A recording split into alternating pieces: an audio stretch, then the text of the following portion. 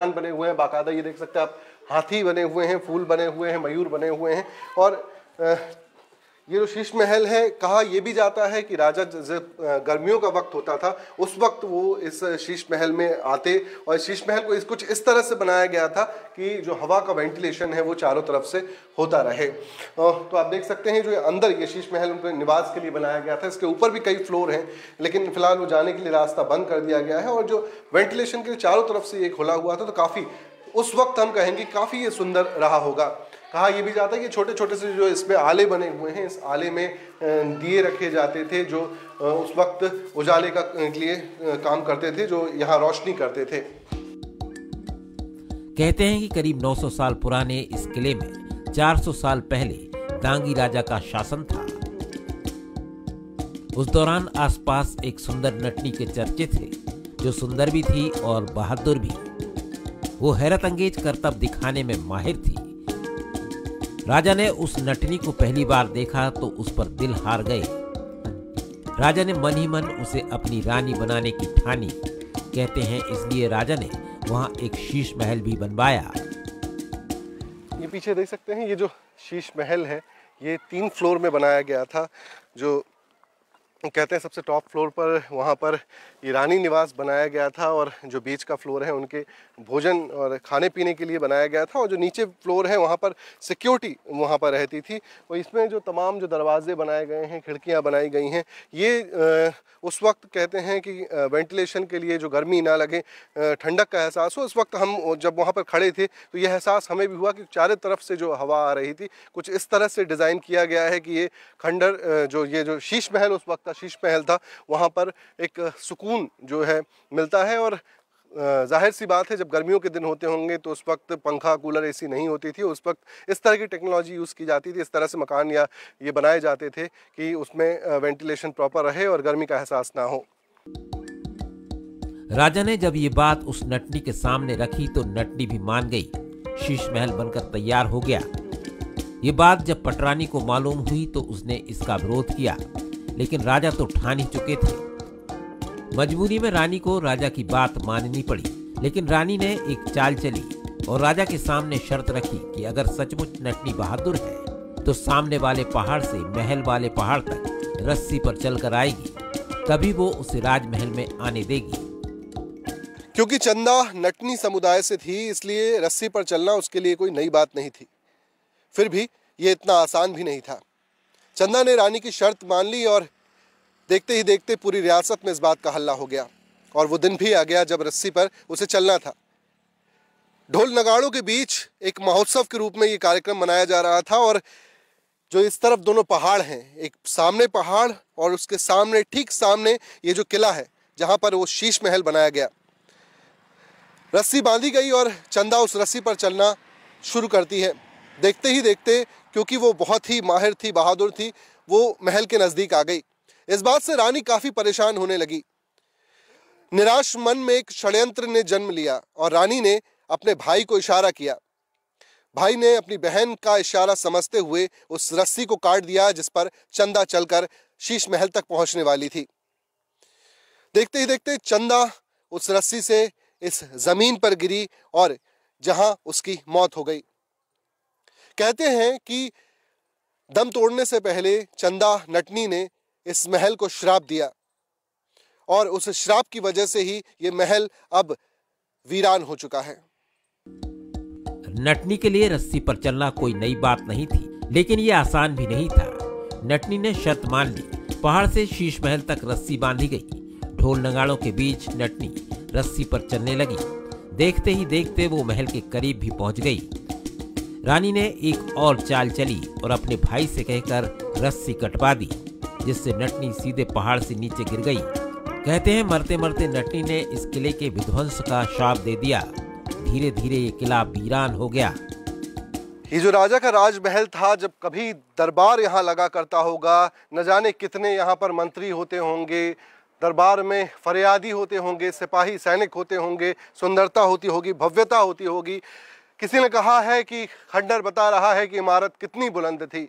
इस वक्त भी ये खंडर बहुत ही जर्जर कंडीशन में है, लेकिन आप इसकी भव्यता का अंदाज़ा लगा सकते हैं। ये ऊंचे ऊंचे द्वार, इसका ये एक और द्वार है, ये मुख्य द्वार के अलावा ये जो एक और द्वार है, ये इस पे देख सकते हैं कि इसमें की गई नक्काशी हो, चाहे इसके ऊंची इमारत में ये जो पत्थर हैं, बड़े बड़े पत्थर लगाए गए हैं, इनमें की गई नक्काशियाँ हों, या इसके जो पूरा दायरा है किले का, आप देख सकते हैं कि इस जो महल, जो बीच में ये महल बना हुआ है, ये मुख्य महल था और इस महल में ही कभी राजा बैठते थे और कहा जाता है कि यहाँ पर वो जो उस समय नृत्यांगनाएं होती थीं उसका लुत्फ उठाते थे और जो तमाम उनके दरबारी होते थे उस वक्त यहाँ दरबार का कामकाज होता था। और इसके अलावा जो तमाम राज्य की राजनीति हो, चाहे रणनीति हो, चाहे कूटनीति हो, तमाम चीज़ें जो हैं वो इसी दरबार में कभी तय की जाती थी। लेकिन वक्त के साथ और जो कहानियां हैं, जो श्राप के साथ, ये राजमहल धीरे धीरे जर्जर होता गया, खंडर होता गया और धीरे धीरे अपने अस्तित्व को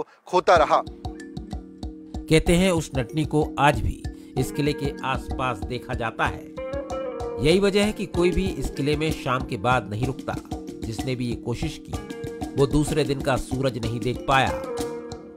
सागर के गढ़पहरा का ये जो किला है, नज़दीक में ही मंदिर है और तमाम जो यहाँ पर लोग हैं यहाँ पर आते रहते हैं। इस वक्त आप देख सकते हैं बहुत सी ये देवियाँ हैं जो यहाँ पर दर्शन करने के लिए या मे भी किला घूमने के लिए आए। हम इनसे भी जानेंगे कि क्या इनको इसके बारे में जानकारी है। मैडम कहाँ से आप? मैं सागर से हूँ। सागर से ही लोकल? हाँ। यहाँ पर आप आए हैं, इस किले के विषय में या मंदिर के विषय में क्या है जानकारी? मैं दर्शन करने के लिए आई थी। आगे हनुमान बब्बा का मंदिर और यहाँ पे घूमने आई हूँ किले में। आप कहाँ से? मैं सागर से हूँ। सागर से ही। इस किले के विषय में क्या कोई जानकारी है आपको, मंदिर किले की? हाँ, थोड़ी बहुत है कि एक राजा थे और एक नटनी थी जो कि मतलब रस्सी पे चलती थी। तो वो राजा ने उसको देखा तो उसका उस पे दिल आ गया। तो ऐसे फिर क्या कहते हैं, राजा ने उनसे शादी करना चाहते थे। तो उनकी जो रानी थी तो उनको स्वीकार नहीं वो करना चाहती थी। तो रानी ने बोला कि अगर तुम उस पहाड़ से लेके इस पहाड़ तक अगर रस्सी से आओगे तो हम आपका बहुत ही अच्छे से स्वागत करेंगे। तो फिर वो रस्सी से वहाँ तक आ रही थी तो बीच में जो रानी थी ना, उन्होंने कुछ आदमी भेज के वो रस्सी कटवा दी। तो वो रस्सी से थी जो नीचे गिर गई और उसकी डेथ हो गई। उसकी समाधि आज भी नीचे है। अच्छा, कहते हैं उसकी जो आत्मा है ना, बोलते हैं कि आज भी यहाँ पे भटकती है। आपको कभी महसूस हुआ कुछ नेगेटिव? नहीं, ऐसा तो कुछ महसूस नहीं हुआ। ये पूरा बंजर टाइप का हो गया था। यहाँ पे लोग आना जाना सारे बंद हो गए थे। वो बोलते थे कि यहाँ पे वो आत्मा भटकती है। तो इस वजह से वहाँ नीचे मंदिर बनाया गया। उसके बाद वहाँ पे भी मंदिर है और आज आप ये देख सकते हो पूरा वीराना टाइप का हो गया है। लोगों का आना जाना इसलिए यहाँ पे हो गया क्योंकि वहाँ पे मंदिर बन गया ना, तो लोग आते जाते रहते हैं। तो ये डर टाइप का जो अभी तो लोगों के बीच में नहीं है क्योंकि अभी तक दिखाई नहीं है। हमेशा ये भरा रहता है शाम को, लेकिन बंद हो जाता है। शाम के बाद यहाँ पे कोई भी नहीं आता है। हाँ, कहते हैं आत्मा भटकती है यहाँ पर। भटकती होगी, जब उसकी डेथ हुई नीचे समाधि बनी हुई तो भटकती होगी। लेकिन हम लोग को आज तक ऐसा कोई वो नहीं हुआ है। हाँ, सुना बस है, ऐसा लगा नहीं कि यहाँ पे कोई आत्मा है। गढ़पहरा का किला उस वक्त बताया जाता है कि काफी सुरक्षित किला माना जाता था। उस वक्त आप देख सकते हैं कि कई एकड़ में ये किला फैला हुआ है और ये जो अवशेष इसके बचे हैं, इसकी दीवारें जो बची हुई हैं, ये आप दीवार देख सकते हैं। ये तमाम जो दीवार है ये पत्थर और गारे से बनी हुई है उस वक्त, क्योंकि सीमेंट जैसी कोई चीज़ नहीं हुआ करती थी। ये जो आप देखेंगे कि ईंटों की जगह पर ये पत्थरों का इस्तेमाल होता था और पत्थर भी इस तरह से रखे हुए हैं। ये करीब 4 फीट चौड़ी दीवार है। तो इस तरह की दीवारें जो होती थी वो मजबूती का परिचायक होती हैं। इसलिए आज के वक्त में भी जब हम मजबूत मकान बनाते हैं तो उसे कहीं ना कहीं किले की संज्ञा दी जाती है। तो किला जो होता था काफ़ी मजबूत होता था। किसी वक्त भी दुश्मन यदि हमला करते हैं तो ये इस तरह के किले की जो दीवारें होती है, बाहरी दीवारें होती हैं, जो किले की सुरक्षा करती थी। ये जो दीवार है ये गारे से बनाई जाती थी। गारे में मैं आपको बता दूं कि सीमेंट की जगह पर गुड़ का इस्तेमाल होता था, जो बेल होती है बेल के अर्क का इस्तेमाल होता था और चूने का इस्तेमाल होता था। बावजूद इसके ये दीवार इतनी मजबूत थी कि आज करीब 1100 साल बीत जाने, यानी 1000 साल से भी ज़्यादा बीत जाने के बावजूद भी ये काफ़ी दुरुस्त हालत में है। किले में दक्षिणी दरवाजे के पास एक हनुमान मंदिर है। आषाढ़ में यहाँ मेला भी लगता है। यहाँ सिर्फ बुंदेलखंड ही नहीं बल्कि दूसरे राज्यों से भी लोग आते हैं।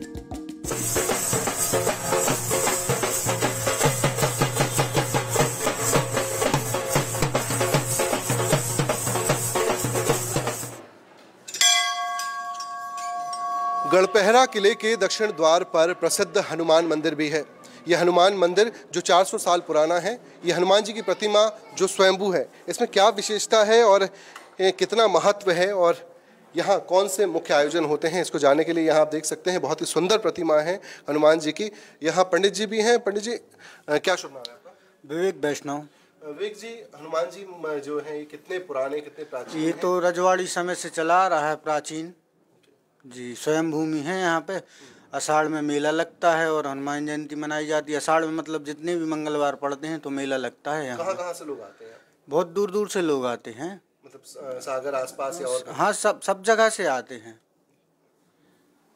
तो ये हनुमान जी जो हैं स्वयंभू हैं। करीब 400 साल पहले ये मंदिर का निर्माण बताया जाता है और किले के द्वार पर ये हैं। कहा जाता है कि मंगलवार, आषाढ़ मंगलवार जो होता है यहाँ पर मेला भी लगता है, पंडित जी जैसा कि बता रहे हैं, और चारों मंगलवार को यहाँ विशेष आयोजन होते हैं। हालांकि ये दास्तान इतिहास के पन्नों में कहीं खो गई, मौजूद है तो बस खंडहर और धुंधली सी वो कहानी जो पीढ़ी दर पीढ़ी चली आ रही है। नटनी की कहानी का भले ही कोई ऐतिहासिक प्रमाण ना हो, लेकिन इतिहासकार मानते हैं कि ये किंवदंतियां कहीं ना कहीं हकीकत रही होंगी। देखिए, गढ़पेरा के किले के बारे में कोई स्पष्ट प्रमाण नहीं है कि वो किसने बनवाया और कब कितना पुराना वो है। इसका अध्ययन होना अभी शेष है। मेरा जहाँ तक व्यक्तिगत जो शोध और मानना है कि ये कलचुरी शासक जो थे, शंकरगण और उनके वंशज, इनका शासन गढ़पेरा और गढ़पेरा के बिल्कुल नज़दीक 6 किलोमीटर के फासले पे पगारा की पहाड़ियों के पीछे जो हैं खानपुर की पहाड़ियाँ, उनमें सतगढ़ नाम का स्थान है। वहाँ पे उनके अभिलेख मिले हैं, मंदिर मिले हैं। तो लगभग 1150 के आसपास तक कलचुरियों का शासन रहा होगा। और उसके बाद दांगी शासक जो है निहाल सिंह वगैरह ने जालौन से आके जो है कलचुरियों से सीधे शासन के सूत्र हाथ में लिए हैं, या फिर उनसे यादवों के, अहीरों के पास आए लोकल, और फिर अहीरों को हराया दांगी शासकों ने। तो ये देखना चाहिए। और 1200 के आसपास दांगी शासकों की उपस्थिति का यहाँ प्रमाण मिलता है। और 1200 में के बाद से जो है गढ़पेरा पे दांगी शासकों का स्पष्ट रूप से शासन रहा, और उन्होंने ही सागर का किला 1660 में बनवाया था।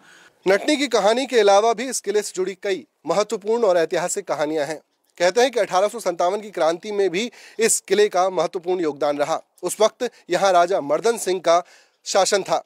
राजा मर्दन सिंह ने शाहगढ़ के राजा बखत वली शाह के साथ मिलकर अंग्रेजों से लोहा लिया था। उस वक्त इस किले में कई बार तात्या टोपे ने भी शरण ली थी। हालांकि 1857 की क्रांति में मर्दन सिंह और शाहगढ़ के राजा अंग्रेजों के सामने ज्यादा टिक नहीं सके। उनके आधुनिक हथियार और उनकी कूटनीति के आगे उनको हार स्वीकार करनी पड़ी। लेकिन वो लड़ाई ऐतिहासिक रही और आज भी इतिहास के पन्नों में गौरवान्वित करते हुए जीवित है। 1857 की क्रांति में यहाँ राजा मर्दन सिंह का राज था। उन्होंने इस किले से विद्रोह का संचालन किया था। उन्होंने शाहगढ़ के राजा बखत वली शाह के साथ मिलकर झांसी की रानी की भरपूर मदद की थी और अंग्रेजों से जमकर लोहा लिया था। किले से जुड़ी कहानियां हो, ऐतिहासिक महत्व हो या हनुमान जी का मंदिर हो, एक ही प्रतिमा में 5 प्रतिभा वाले हनुमान जी भी अद्वितीय हैं और इस किले की कहानियां भी। अगर आप भी शौक रखते हैं धरोहर को देखने का या दार्शनिक स्थल को देखने का, तो आप भी गढ़पेरा के इस किले में आ सकते हैं। फिलहाल सूर्यास्त हो चुका है और तमाम लोग इस जगह को छोड़कर जा रहे हैं। अगली बार फिर किसी धरोहर के साथ होगी मुलाकात। तब तक के लिए दीजिए इजाजत। कैमरा पर्सन राज के साथ मनीष तिवारी, बंसल न्यूज, सागर।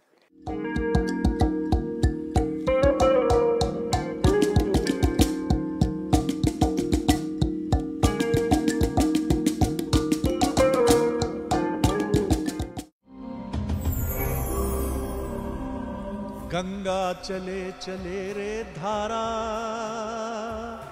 तुझको चलना होगा। चरैवेति चरैवेति।